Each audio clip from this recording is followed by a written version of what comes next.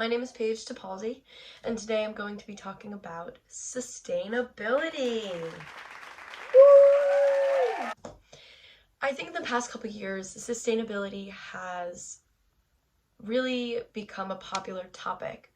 We've seen it all over, from elementary school women like Greta Thunberg, to major fashion industries trying to create more sustainable clothing for consumers.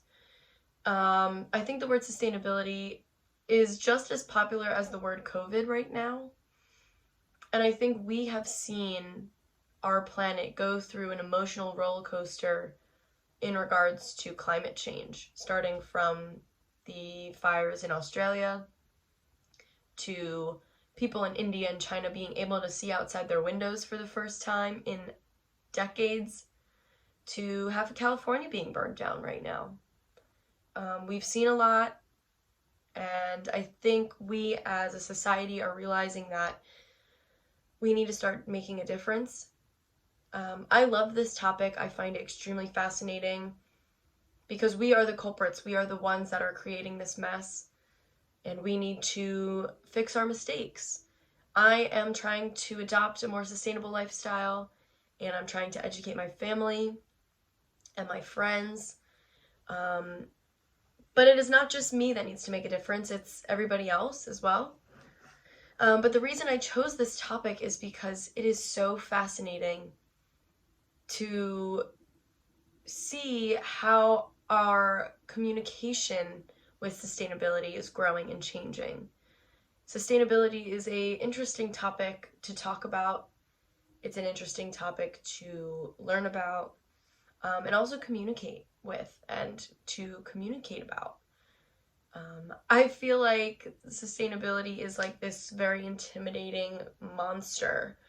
I'm picturing this green furry beast with a huge like recycling logo, like terrorizing the town. Because it is intimidating. Recently, I forget what business, I'll have to post a picture, I'll put it here. Some company just posted the timeline of how much time we have left before we run out of being able to save our planet, and it's like 7 years. That's scary. 7 years. I won't even be 30. That's terrifying. And so the reason I chose this topic was because I wanted to see how people took this topic and translated it into their own words, into their own emotions. And I also took on the challenge of finding it through meme culture. I think memes speak volumes in the way that we talk about every topic, whether it's political, whether it's fashion, whether it's entertainment, whether it's important topics like sustainability and health, happiness, anything. Memes can change the way we think or change the way we perceive a certain topic or perceive a different side or story. So I really wanted to see how people created memes on Instagram and on Twitter and the differences between the two social media apps. I personally don't have a Twitter. I used to in middle school, and I just didn't really use it, or like the fact that I then found all my pictures from like Pinterest on social media or on Google, where like 6th grade me was like, oh no, everyone sees like my lipstick Pinterest board. Which now I'm like, did anyone care really back then? But hey, I was scared. I don't know. My mom always said, like, be careful what you post on the internet, you know?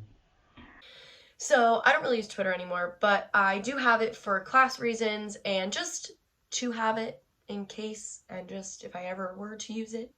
So I looked at Twitter and I looked at Instagram. I use Instagram all the time, every single day. It's a habit. It's horrible. I'm trying to tame myself. But I noticed when I was reading the book, because of the internet, in the meme chapter, they talked about how when memes were first starting to become a thing, It was really only in linguistics that memes were kind of popular. And then for a short period of time, it was high school students or college students.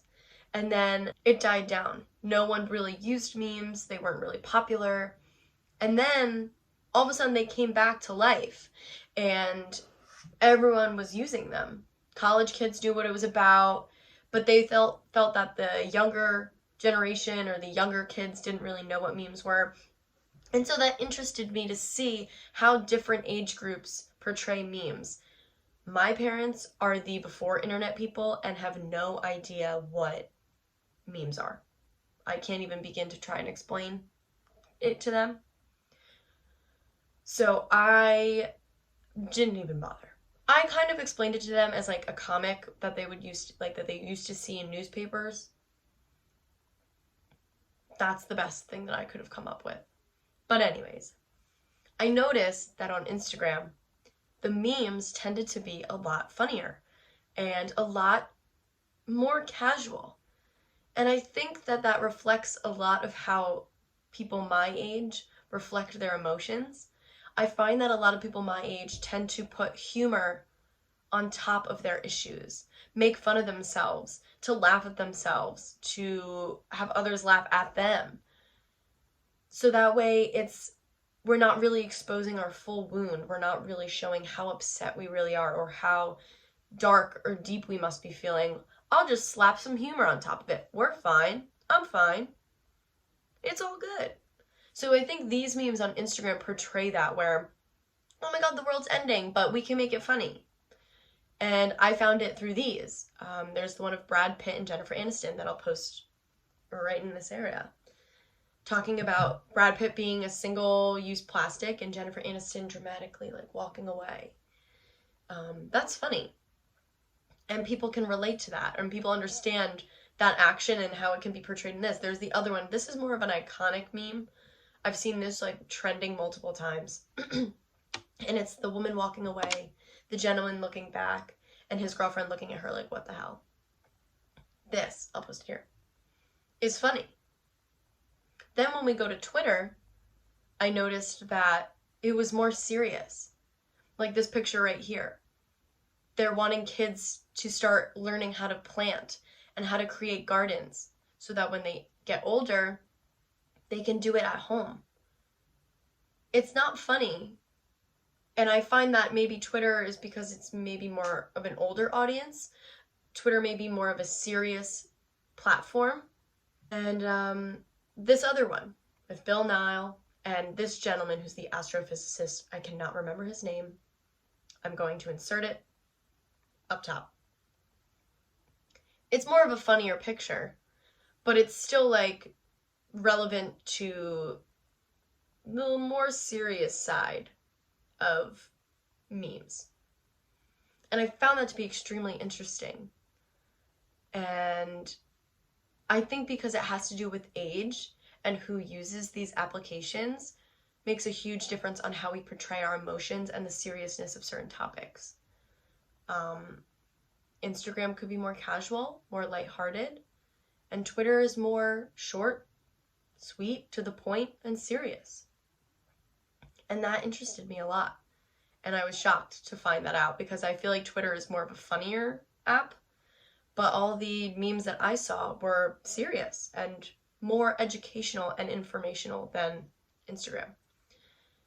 I think sustainability is something that we need to continuously talk about and need to work on to make ourselves better and have this earth feel better, because we're abusing it and it's horrible. But that was my finding, and I'm really glad that I chose this topic. I hope you enjoyed this video. I had a great time making it, and I hope you stay well. Thanks again.